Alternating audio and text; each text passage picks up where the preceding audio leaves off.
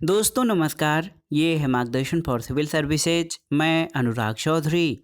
दोस्तों आज के प्रैक्टिस सेट में हम सॉल्व करेंगे टीजीटी, पीजीटी और एलटी ग्रेड परीक्षा के लिए नागरिक शास्त्र अथवा राजनीति विज्ञान के महत्वपूर्ण प्रश्नों का प्रैक्टिस सेट। दोस्तों ये प्रश्न टीजीटी, पीजीटी और एलटी ग्रेड परीक्षा के साथ अन्य परीक्षाओं जैसे गवर्नमेंट इंटर कॉलेज प्रवक्ता, गवर्नमेंट डिग्री कॉलेज, उच्चतर शिक्षा असिस्टेंट प्रोफेसर, केंद्रीय विद्यालय संगठन और नेट जेआरएफ आदि परीक्षाओं के लिए बहुत ही उपयोगी है। तो आइए शुरू करते हैं नागरिक शास्त्र अथवा राजनीति विज्ञान के महत्वपूर्ण प्रश्नों का प्रैक्टिस सेट। पहला प्रश्न है, निम्नलिखित में से किस एक अधिकार को विधिक सामर्थ्य प्राप्त नहीं है? देखिए, नैतिक, नागरिक अधिकार, राजनीतिक अधिकार या मौलिक अधिकार। तो आप जान लीजिए दोस्तों, नैतिक अधिकार को विधिक सामर्थ्य प्राप्त नहीं है। और नैतिक अधिकार वो अधिकार है जो नैतिक भावना पर आधारित होता है और व्यक्ति के नैतिक विकास के लिए जरूरी है। इनके पीछे कानून की शक्ति नहीं होती है बल्कि समाज की स्वीकृति होती है। और माता पिता या अभिभावक का ये नैतिक अधिकार होता है कि अपने संतान की रक्षा करें, लेकिन वह ऐसा नहीं करते तो न्यायालय द्वारा उन्हें कोई दंड नहीं दिया जा सकता है। अगला प्रश्न है, निम्नलिखित में से कौन सा व्यक्ति स्वतंत्रता के लिए असत्य है यानी गलत है? सभी प्रतिबंधों का अभाव, कुछ खास प्रकार के प्रतिबंधों का लागू होना, कानून का शासन, सामाजिक व्यवहार के परिचालन के लिए कानून का क्रियान्वयन होना चाहिए। तो इसमें आपसे पूछा गया है व्यक्ति स्वतंत्रता के लिए कौन सा गलत है? तो ऑप्शन ए आपका गलत है, क्योंकि सभी प्रतिबंधों का अभाव व्यक्ति स्वतंत्रता के लिए सही नहीं है। और आप जान लीजिए, जिस प्रकार बदसूरती का न होना खूबसूरती नहीं है, उसी प्रकार बंधनों का अभाव भी, बंधनों का अभाव या बंधनों का न होना स्वतंत्रता नहीं है। ये बारकर का कथन है। तो सभी प्रतिबंधों का अभाव जो है ये व्यक्ति स्वतंत्रता के लिए सत्य नहीं है, क्योंकि सभी प्रतिबंधों का अभाव स्वतंत्रता नहीं बल्कि उच्छृंखलता हो जाएगा। अगला प्रश्न है दोस्तों, लास्की ने स्वतंत्रता को किस रूप में माना है? आपको बताना है। पूर्ण स्वतंत्रता, नैतिक शक्ति, नियंत्रण का अभाव या राजनैतिक शक्ति। तो सही उत्तर ऑप्शन सी, नियंत्रण का अभाव। आप देखिए, बहुत ही महत्वपूर्ण है दोस्तों। लास्की के स्वतंत्रता विषयक धारणा का पहला तत्व ये है कि व्यक्ति के जीवन पर अनुचित प्रतिबंधों का अभाव होना चाहिए। लास्की कहते हैं, स्वतंत्रता से मेरा आशय उन सामाजिक परिस्थितियों के अस्तित्व पर प्रतिबंध न हो जो आधुनिक सभ्यता में मनुष्य के सुख के लिए नितांत जरूरी है।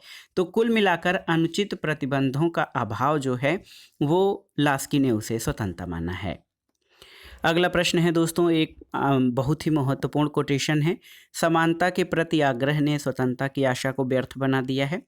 तो आप जानते हैं ये कथन लॉर्ड एक्टन का है। दोस्तों लॉर्ड एक्टन का मानना है कि स्वतंत्रता और समानता एक दूसरे के विरोधी हैं, ये एक साथ नहीं रह सकते। इसीलिए वो कहते हैं कि समानता के प्रति आग्रह ने स्वतंत्रता की आशा को व्यर्थ बना दिया है। अगला प्रश्न है दोस्तों, कौन से केंद्र शासित प्रदेश का अपना हाई कोर्ट है? देखिए, पांडिचेरी, चंडीगढ़, दिल्ली या फिर लक्षद्वीप। तो सही उत्तर है दिल्ली का। दोस्तों आप जान लीजिए, दिल्ली एकमात्र केंद्र शासित प्रदेश है जिसका अपना हाई कोर्ट यानी उच्च न्यायालय है। और दिल्ली उच्च न्यायालय की स्थापना, याद रखिएगा, 31 अक्टूबर 1966 को की गई थी। अगले प्रश्न पर आते हैं, भारत में अवशिष्ट शक्तियां प्राप्त हैं किसको? तो भारत में आप जानते हैं अवशिष्ट शक्तियां केंद्र को प्राप्त हैं। और भारतीय संविधान में शक्तियों का बंटवारा 3 भागों में किया गया है, संघ सूची, राज्य सूची और समवर्ती सूची। लेकिन अवशिष्ट शक्तियां केंद्र में निहित हैं। अगला प्रश्न है दोस्तों, ये कथन किसका है कि संघवाद में ऐसे व्यक्तियों की आवश्यकता होती है जिनकी इच्छा संघ की होती है लेकिन उन्हें एकता की इच्छा बिल्कुल नहीं होनी चाहिए? डायसी, ब्राइस, केसी वियर या फाइनर। तो सही उत्तर है संघवाद के संबंध में ये कथन A.V. डायसी का है कि संघवाद में ऐसे व्यक्तियों की आवश्यकता होती है जिनकी इच्छा संघ की होती है किंतु उन्हें एकता की इच्छा बिल्कुल नहीं होनी चाहिए। अगला प्रश्न है, भारतीय संविधान के अनुच्छेद 1 में भारत को क्या कहा गया है? तो भारत को यूनियन ऑफ स्टेट्स यानी राज्यों का संघ कहा गया है। दोस्तों आप जान लीजिए भारतीय संविधान के अनुच्छेद 1 में कहा गया है भारत अर्थात इंडिया राज्यों का संघ होगा और भारतीय संघ को फेडरल यानी संघी नहीं बल्कि यूनियन ऑफ स्टेट यानी राज्यों का संघ ही कहा गया है।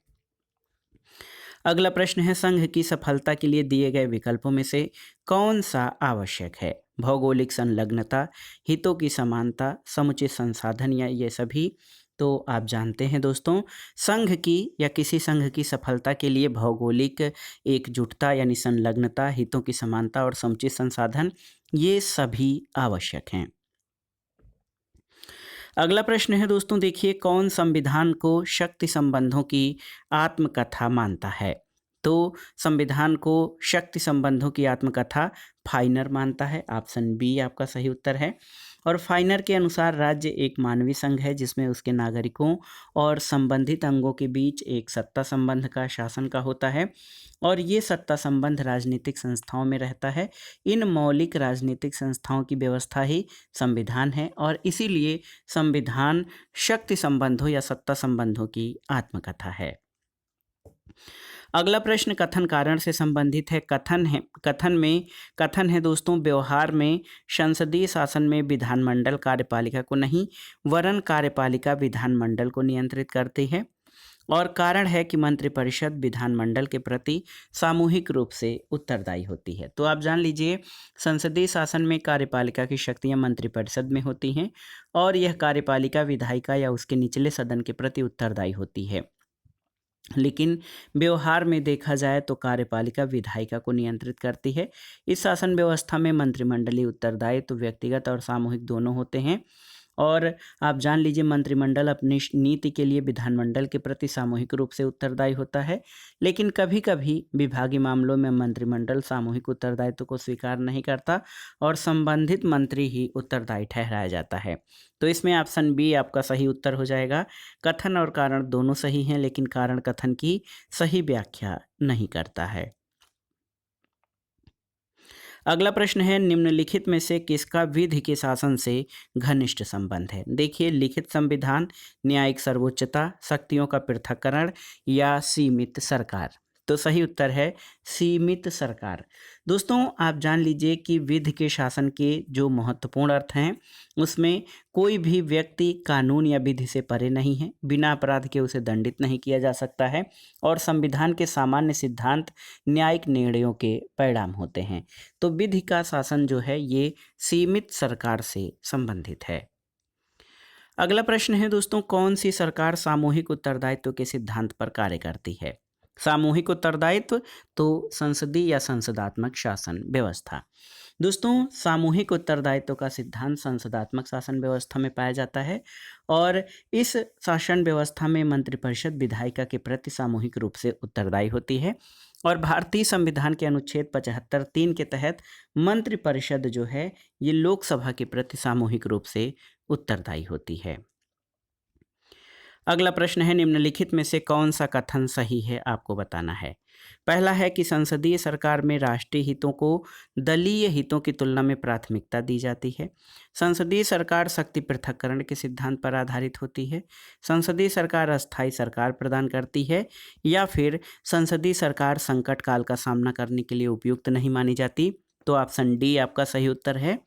दोस्तों संसदीय सरकार जो है वो संकट काल का सामना करने के लिए उपयुक्त नहीं मानी जाती है और आप जान लीजिए कि जो अध्यक्षात्मक सरकार है वो शक्ति पृथक्करण के सिद्धांत पर आधारित होती है। अध्यक्षात्मक शासन अस्थायी सरकार प्रदान करती है जबकि संसदीय शासन या संसदात्मक व्यवस्था अस्थायी सरकार प्रदान नहीं कर सकती है। सरकार तभी तक शासन रूढ़ रहती है जब उसे विधानमंडल यानी लोकप्रिय सदन का विश्वास प्राप्त होता है और अध्यक्षात्मक सरकार दोस्तों संसदात्मक जो है संकट काल का सामना करने के लिए उपयुक्त होती है, जो संसदीय सरकार नहीं। अगला प्रश्न है दोस्तों देखिए महत्वपूर्ण प्रश्न है। किसने इस बात पर जोर दिया है कि राज्य सर्वोच्च नैतिकता का प्रतिनिधित्व करता है? तो सही उत्तर है इमैनुअल कांट। जर्मनी के महत्वपूर्ण विचारक इमैनुअल कांट को आधुनिक आदर्शवाद का जनक माना जाता है। उसकी मान्यता है कि राज्य सर्वशक्तिमान, त्रुटिहीन और सार रूप में ईश्वरीय संघ है। सारी सत्ता ईश्वर की होती है उसकी सत्ता का आज्ञा का पालन करना पवित्र कर्तव्य है, चाहे उसकी सत्ता अवैध हो तथा ये किसी अपहर्ता के पास हो। उसने इस बात पर बल दिया कि राज्य सर्वोच्च नैतिकता का प्रतिनिधित्व करता है।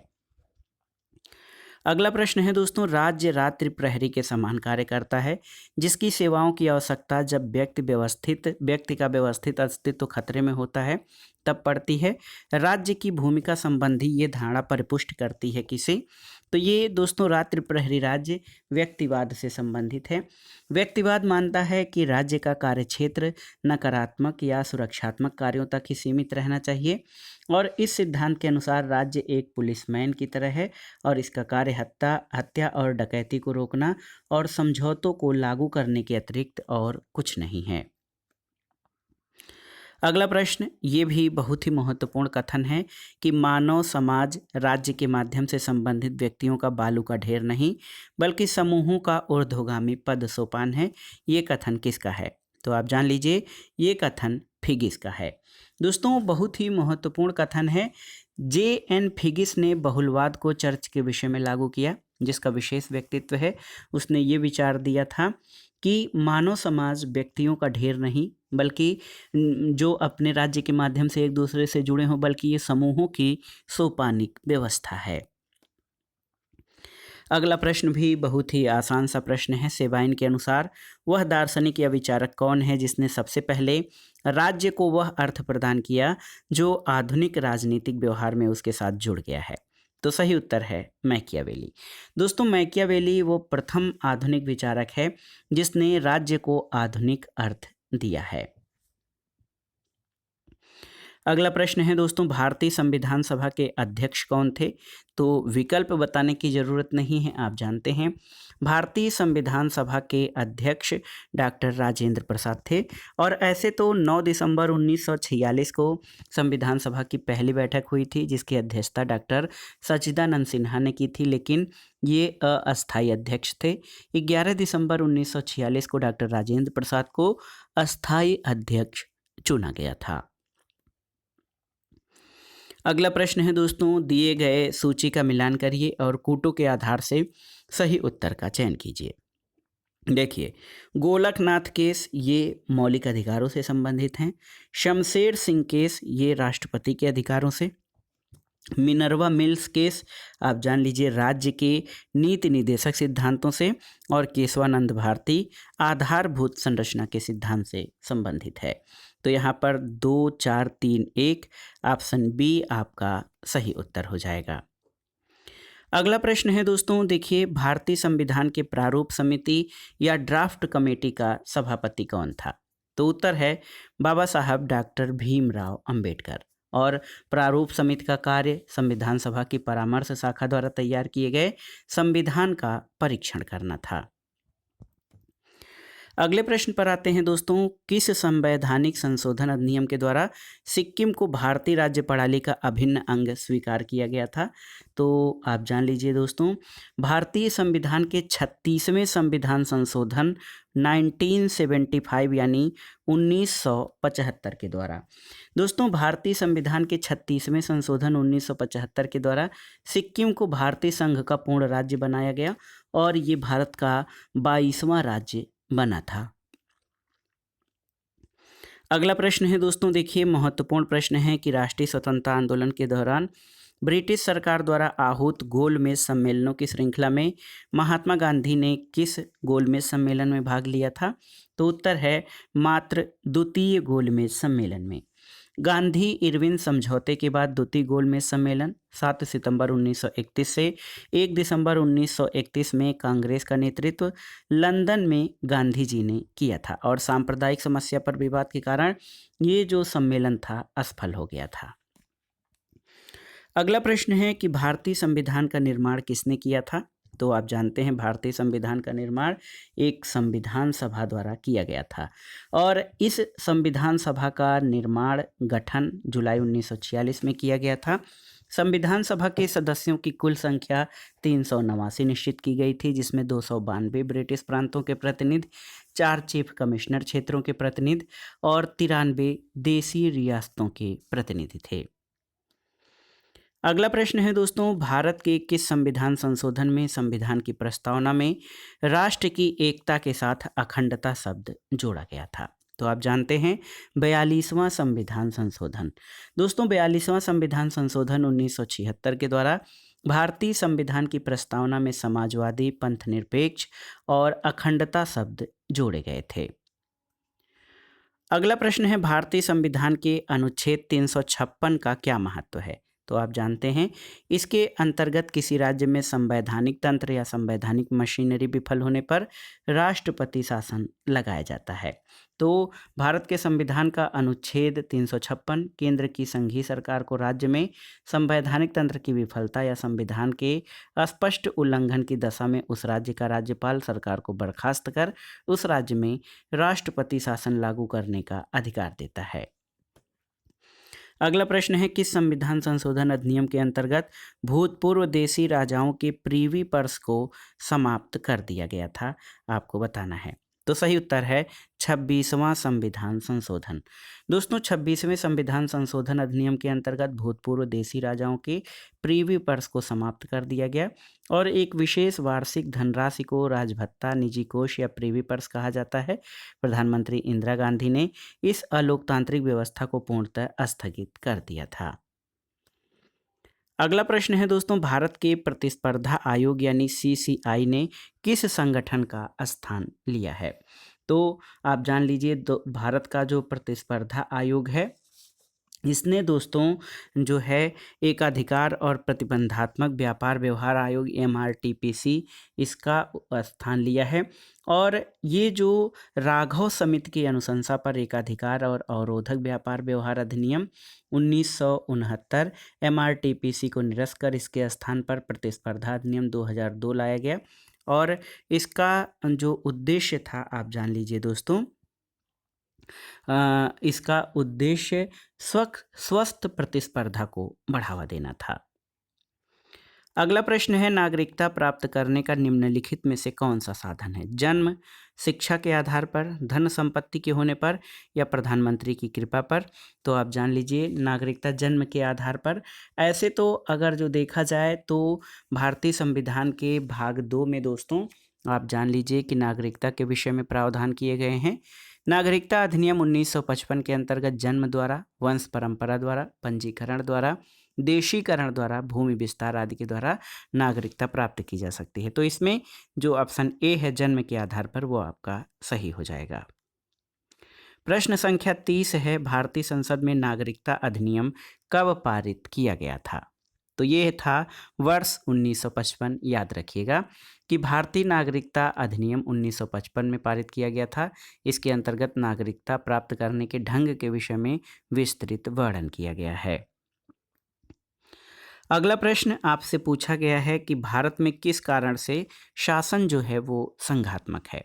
न्यायपालिका स्वतंत्र है, संविधान लिखित है, संविधान में संघ और राज्यों के मध्य शक्तियों का वितरण किया गया है, अथवा मंत्रिमंडल का सामूहिक उत्तरदायित्व।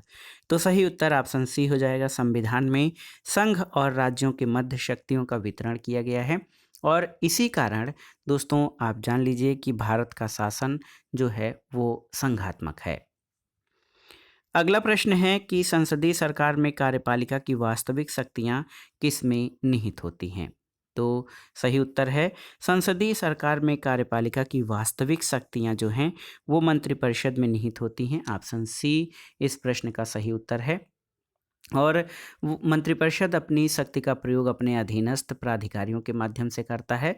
और यहाँ जो ऐसे तो देखा जाए संविधान के अनुसार संघ की कार्यपालिका शक्ति जो है वो राष्ट्रपति में निहित है, लेकिन इसकी वास्तविक शक्तियाँ जो हैं वास्तविक शक्तियाँ ये मंत्रिपरिषद या काउंसिल ऑफ मिनिस्टर्स में निहित हैं। अगला प्रश्न देखिए, महत्वपूर्ण और बहुत ही कंफ्यूजिंग प्रश्न है।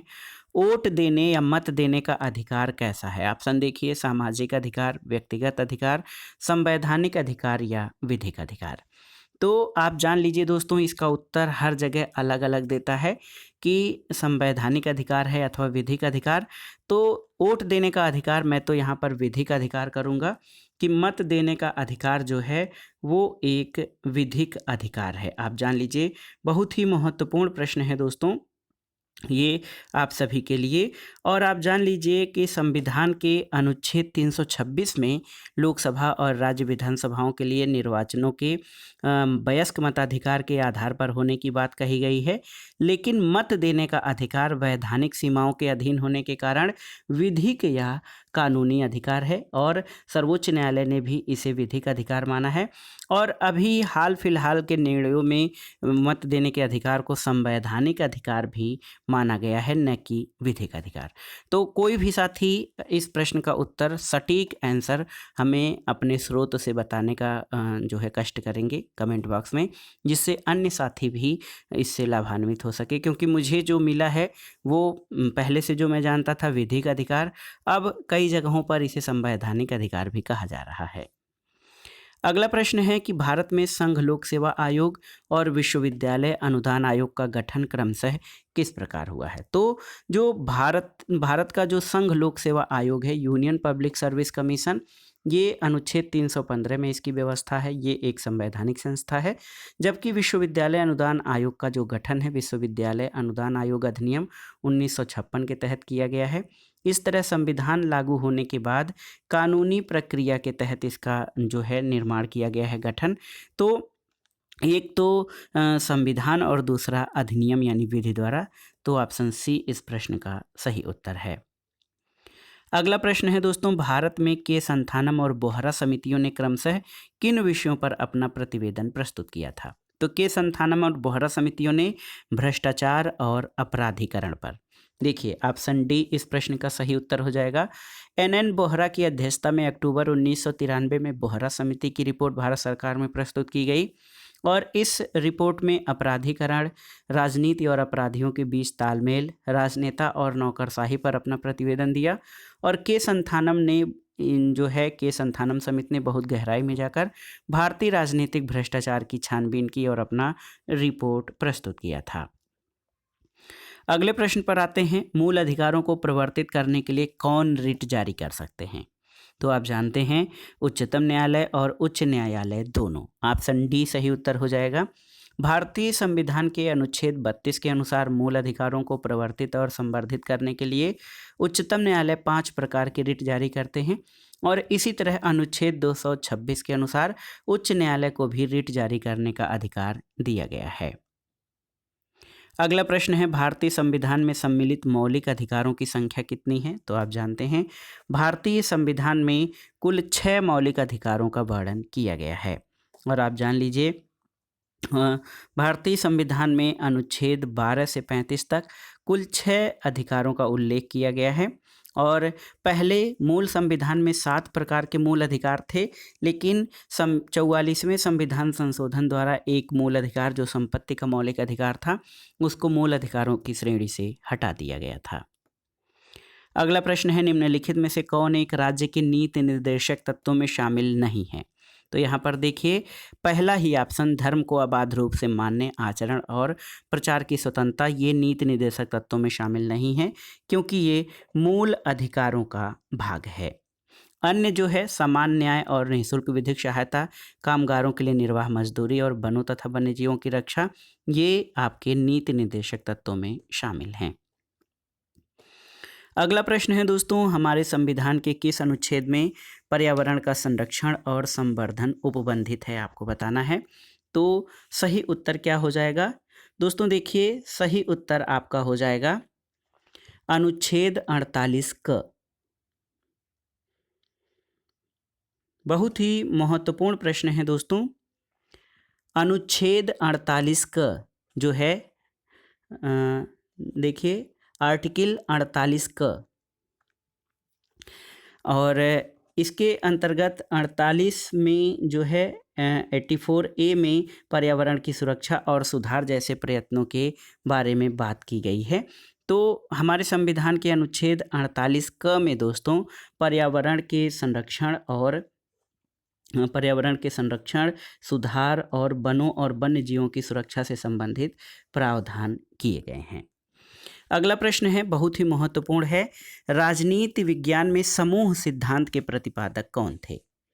आपको बताना है कि राजनीति शास्त्र में जो समूह सिद्धांत है उसके प्रतिपादक आर्थर बेंटले। ऑप्शन देखिए, ऑप्शन बी आपका सही उत्तर हो जाएगा। आर्थर बेंटले जो है समूह सिद्धांत के प्रतिपादक माने जाते हैं। इसका आशय व्यक्तियों के संगठन से है, लेकिन समूह सिद्धांत के संबंध में इसका अर्थ अलग है। इनके अनुसार समूह यानी समाज के लोगों का एक भाग है, जिसे लोगों के अन्य समूहों से कटे हुए भौतिक पिंड के रूप में नहीं, बल्कि गतिविधियों के एक ग्रुप के रूप में माना जाता है, और जो इसमें भाग लेते हैं उन्हें उसी प्रकार की अनेक अन्य समूह संबंधी गतिविधियों में भागीदारी से वंचित नहीं करता है। अगला प्रश्न है दोस्तों, भारत के संदर्भ में मिश्रित राजनीतिक संस्कृति पदावली का प्रयोग किसने किया है? देखिए, Rajni Kothari, Francis Frankel, Morris Jones या वी.एस. सिरपुरकर। तो सही उत्तर है मॉरिस जोन्स। दोस्तों, भारत के संदर्भ में मिश्रित राजनीतिक संस्कृति पदावली का प्रयोग मॉरिस जोन्स ने किया है। मॉरिस जोन्स की पुस्तक है the government and politics of India, और इसमें उन्होंने भारतीय राजनीति के 3 मुहावरों के बारे में बताया है। संकीर्ण अधीनस्थ राजनीतिक संस्कृति, इसमें संकीर्ण और अधीनस्थ राजनीतिक संस्कृति दोनों है। अधीनस्थ सहभागी राजनीतिक संस्कृति और संकीर्ण सहभागी राजनीतिक संस्कृति। अगला प्रश्न है दोस्तों, निम्नलिखित में से कौन एक राजनीतिक स्वतंत्रता नहीं है, आपको बताना है। देखिए, सरकार के नीतियों की आलोचना की स्वतंत्रता, विचरण की स्वतंत्रता, मतदान की स्वतंत्रता या उपरोक्त में से कोई नहीं। तो आपसे पूछा गया है कि कौन एक राजनीतिक स्वतंत्रता नहीं है, तो विचरण की स्वतंत्रता दोस्तों ये राजनीतिक स्वतंत्रता नहीं है। राजनीतिक स्वतंत्रता के तहत जो है मतदान का अधिकार, निर्वाचित होने का अधिकार, उचित योग्यता पर सार्वजनिक पद प्राप्त करने का अधिकार, और दोस्तों सरकार के कार्यों की आलोचना का अधिकार, और विचरण की स्वतंत्रता जो है वो नागरिक स्वतंत्रता है, न कि राजनीतिक स्वतंत्रता। अगला प्रश्न बहुत ही आसान सा है, कौन इस विचार का अग्रणी है कि वितरणात्मक समानता को लोगों की सामर्थ्य समान करने से संबंधित होना चाहिए? तो आप बताइए, ये नोबेल पुरस्कार विजेता अमर्त्य सेन का कथन है, और अमर्त्य सेन के अनुसार वितरणात्मक समानता को लोगों की सामर्थ्य समान करने से संबंधित होना चाहिए। अगला प्रश्न है, किसने समानता के वैधानिक आयाम को व्याख्यायित करने के लिए वैधानिक व्यक्तित्व की समानता की अवधारणा का प्रयोग किया है? तो आप जान लीजिए, वैधानिक व्यक्तित्व की समानता का उल्लेख अर्नेस्ट बार्कर ने किया है। ऑप्शन डी इस प्रश्न का सही उत्तर हो जाएगा। और अगला प्रश्न देखिए, किसने कहा है कि प्राकृतिक अधिकारों का सिद्धांत बकवास है? ऑप्शन देखिए, बेंथम, जेम्स मिल, जे.एस. मिल या बार्कर। तो सही उत्तर बेंथम। देखिए, बहुत ही महत्वपूर्ण है। अपने उपयोगितावादी दृष्टिकोण के कारण बेंथम प्राकृतिक अधिकारों के सिद्धांत में विश्वास नहीं रखता है, न ही उनके अस्तित्व को स्वीकार करता है। उसने कहा कि प्राकृतिक अधिकार पूर्णतः मूर्खतापूर्ण और अप्राकृतिक हैं। उनका उल्लेख करते हुए वो कहता है कि प्राकृतिक शब्द भ्रामक है और उलझन में डालने वाला है, इसीलिए बेंथम प्राकृतिक अधिकारों के सिद्धांत को बकवास मानता है। अगला प्रश्न दोस्तों बहुत ही महत्वपूर्ण है, जहां कानून नहीं वहां स्वतंत्रता नहीं, ये कथन किसका है? तो आप 20 बार पढ़ चुके होंगे ये प्रश्न। ये लाक का कथन है। लाक कहता है कि जहां कानून नहीं वहां स्वतंत्रता नहीं है। और लाक का जो सामाजिक समझौता सिद्धांत है, इसमें हर व्यक्ति भाग लेता है। प्रत्येक व्यक्ति अपने केवल प्राकृतिक कानून को लागू करने और उसका उल्लंघन करने के लिए दंड देने का अधिकार संपूर्ण समाज को अर्पित करता है, अपने संपूर्ण अधिकारों को नहीं। यानी लाक के समझौता में व्यक्ति अपने सीमित अधिकारों का ही समर्पण करता है। अगले प्रश्न पर आते हैं, स्वतंत्रता किसी करने योग्य अथवा उपभोग करने योग्य कार्य को करने अथवा उपभोग करने की सकारात्मक शक्ति है। ये विचार किसने प्रतिपादित किया है? तो सही उत्तर इस प्रश्न का टी.एच. ग्रीन होगा। आप जान लीजिए, टी.एच. ग्रीन कहते हैं कि न तो स्वतंत्रता का अर्थ अपनी इच्छा अनुसार कार्य करने से है और न ही वह नकारात्मक चरित्र वाली है। वह स्वतंत्रता का वर्णन करते हुए कहते हैं कि स्वतंत्रता एक सकारात्मक वस्तु है, जिसका अर्थ ऐसा कार्य करने की या ऐसी सुविधाओं के उपभोग करने की स्वतंत्रता है जो करने या उपभोग करने योग्य होती है।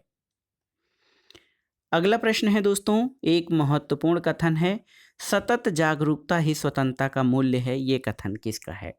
तो सही उत्तर ब्राइस। बहुत ही महत्वपूर्ण है, सतत जागरूकता ही स्वतंत्रता का मूल्य है, ये ब्राइस का कथन है। अगला प्रश्न है दोस्तों, अधिकार संबंधी सबसे पुराना सिद्धांत कौन सा है, आपको बताना है। नैतिक, प्राकृतिक, ऐतिहासिक या कानूनी? तो याद रखिएगा प्राकृतिक सिद्धांत। दोस्तों अधिकारों का सबसे पुराना सिद्धांत प्राकृतिक अधिकारों का सिद्धांत है और इसका प्रवर्तक लॉक को माना जाता है। लॉक ने 3 प्रकार के प्राकृतिक अधिकार बताए हैं, संपत्ति का अधिकार, स्वतंत्रता का अधिकार और जीवन का अधिकार। अगला प्रश्न है दोस्तों, आमंड और पावेल के लिए राजनैतिक संस्कृति का संघटक नहीं है, संज्ञानी अभिविन्यास, भावात्मक अभिविन्यास, मूल्यात्मक अभिविन्यास या इनमें से कोई नहीं? तो सही उत्तर है इनमें से कोई नहीं, ऑप्शन डी। क्योंकि आमंड और पावेल ने राजनैतिक संस्कृति के जो घटक माने हैं उनमें आनुभविक आस्था और विश्वास, मूल्य अभिविन्यास और प्रभावी अनुक्रियाएं शामिल हैं। अगला प्रश्न है, भारतीय राजनीतिक संस्कृति से संबंधित पुस्तक पॉलिटिक्स इन इंडिया का रचनाकार कौन था? Rajni Kothari, SP Varma, Sidney Webb या माइनर वीनर? तो सही उत्तर है रजनी कोठारी।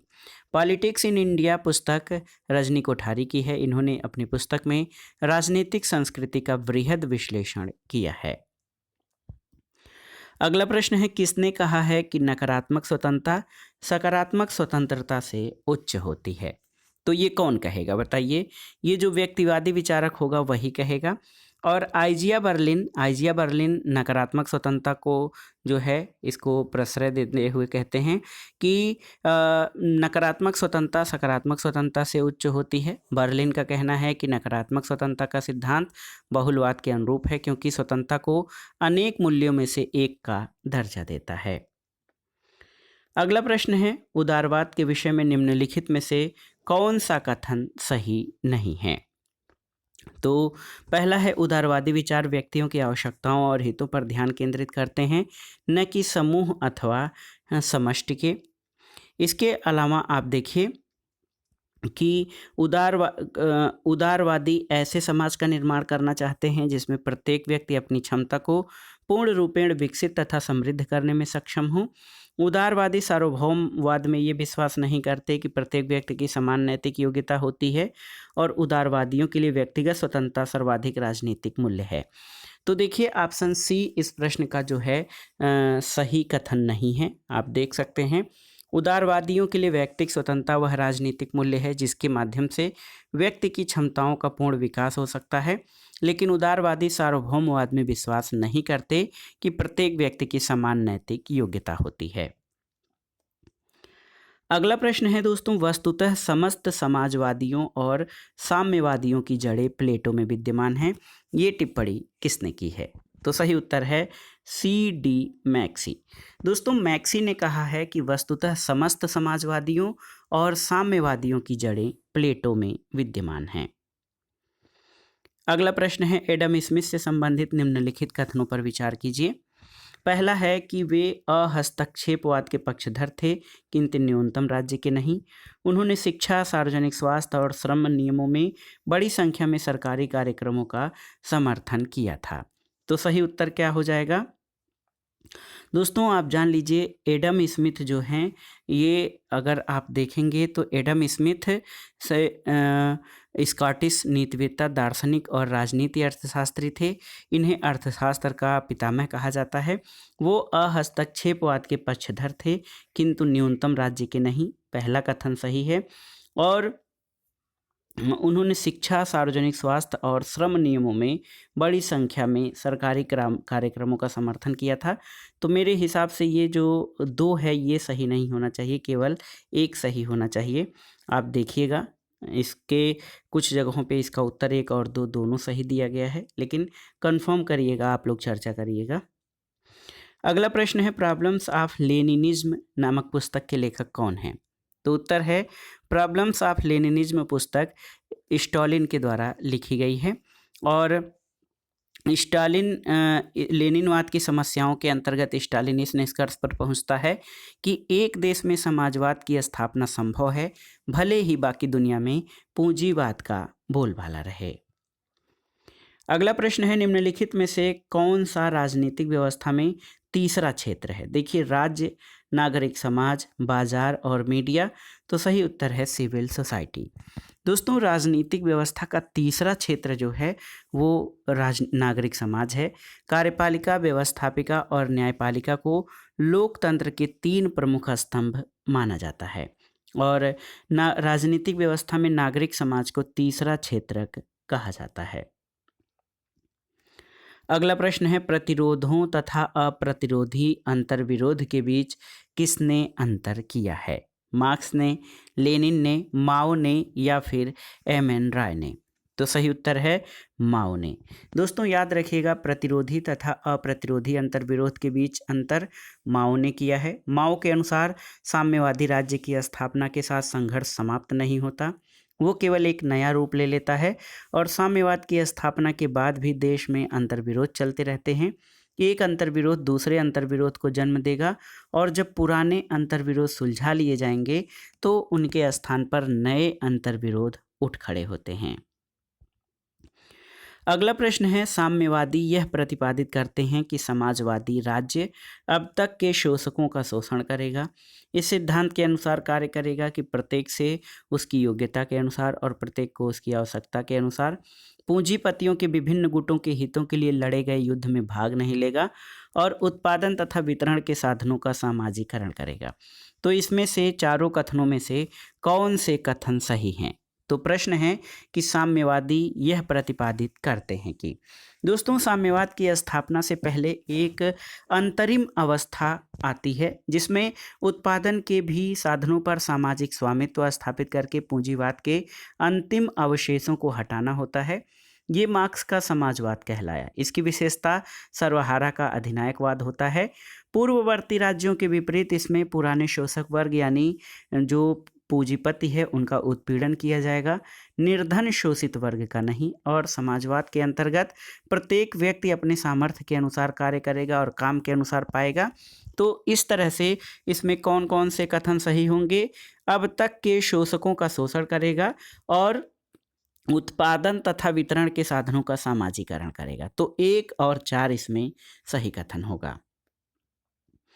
अगला प्रश्न है निम्नलिखित में से कौन एक उदारवादी राजनीतिक दर्शन का जनक है? तो उदारवादी राजनीतिक दर्शन या उदारवाद का जनक या उदारवाद की आत्मा जॉन लॉक को कहा जाता है। ऑप्शन बी आपका सही उत्तर है। और जॉन लॉक का सबसे महत्वपूर्ण जो विचार है वो कहते हैं कि शासन जो है वो जनता की सहमति पर होना चाहिए और इन्होंने सीमित राजतंत्र या सीमित सरकार का समर्थन किया है। अगला प्रश्न है दोस्तों विधि की उचित प्रक्रिया किस देश की न्याय व्यवस्था का आवश्यक लक्षण है?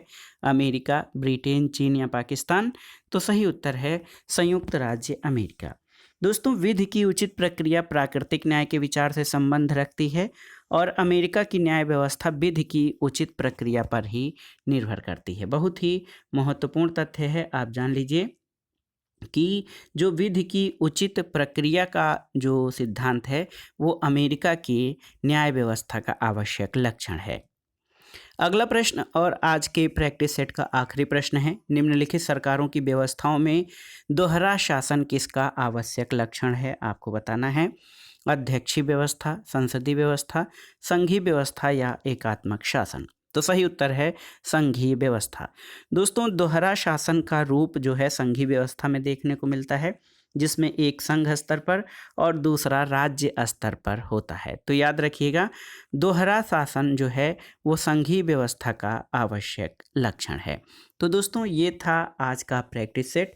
TGT, PGT, LT grade, government inter college प्रवक्ता, गवर्नमेंट डिग्री कॉलेज, उच्चतर शिक्षा असिस्टेंट प्रोफेसर, केंद्रीय विद्यालय संगठन और नेट जेआरएफ आदि परीक्षाओं के लिए राजनीति विज्ञान अथवा नागरिक शास्त्र के महत्वपूर्ण प्रश्नों का प्रैक्टिस सेट जो आपके आगामी परीक्षाओं के लिए बहुत ही उपयोगी है। आप इन प्रश्नों को तैयार कर लीजिएगा और 2 प्रश्न कन्फ्यूजन में हैं उनका कमेंट बॉक्स में आप उनका सुझाव दीजिएगा और जहां से भी आपको उस संबंध में तथ्य मिल सकें उनके बारे में भी बताइएगा ताकि सभी साथी जो हैं हमारे वो उस प्रश्न का सही उत्तर जान सकें। दोस्तों आप जान लीजिए कि जो प्रैक्टिस सेट होता है, प्रैक्टिस सेट किसी भी परीक्षा का प्रैक्टिस सेट आपके तैयारी के मूल्यांकन के लिए बहुत ही महत्वपूर्ण होता है। एक तो इससे आपको वो तथ्य पता चलते हैं कि जो परीक्षाओं में पूछे जा सकते हैं या पूछे गए हैं। साथ ही साथ आप अपनी तैयारी भी प्रैक्टिस सेट से कर सकते हैं। लेकिन प्रैक्टिस सेट आपके लिए तभी सार्थक होगा, तभी आपके लिए उपयोगी होगा, उसकी उपादेयता तभी होगी जब आप जो मुख्य विषय है या उस टॉपिक के बारे में, सिलेबस के बारे में अच्छे से पढ़े होंगे। क्योंकि प्रैक्टिस सेट से कई चीज़ें आपको आ तो जाएँगी, लेकिन अगर विस्तार में आपसे कोई भी चीज़ पूछी जाएगी तो आप उसको नहीं कर पाएँगे। सीधे-सीधे फैक्ट तो आप रट सकते हैं, लेकिन अवधारणाओं को समझने के लिए पुस्तकों का अध्ययन बहुत ज़रूरी है। तो आप प्रैक्टिस सेट तो सॉल्व करिए ही करिए, लेकिन पुस्तकों का भी अध्ययन करते चलिए ताकि जो अवधारणाएँ हैं वो आपकी समझ में आती रहें। और उसी आधार पर आप कुछ महत्वपूर्ण तथ्यों को भी निकाल सकें। और इसके बाद पुस्तकें पढ़ के या टॉपिक को पढ़कर जब आप उससे संबंधित प्रश्नों को सॉल्व करेंगे तो आप आसानी से और बिना किसी कन्फ्यूजन के आप प्रश्नों को सही अटेम्प्ट कर सकेंगे। तो प्रैक्टिस सेट तो सॉल्व करिए ही करिए, लेकिन मूल पुस्तकें और मानक पुस्तकों का अध्ययन भी करते रहिए। ये आपके लिए आपकी तैयारी में बहुत ही उपयोगी होगा। तो वीडियो आपको कैसा लगा हमें कमेंट बॉक्स में ज़रूर बताइएगा। वीडियो को लाइक करें, शेयर करें और इस चैनल मार्गदर्शन फॉर सिविल सर्विसेज को सब्सक्राइब करें। वीडियो देखने के लिए धन्यवाद दोस्तों। नमस्कार।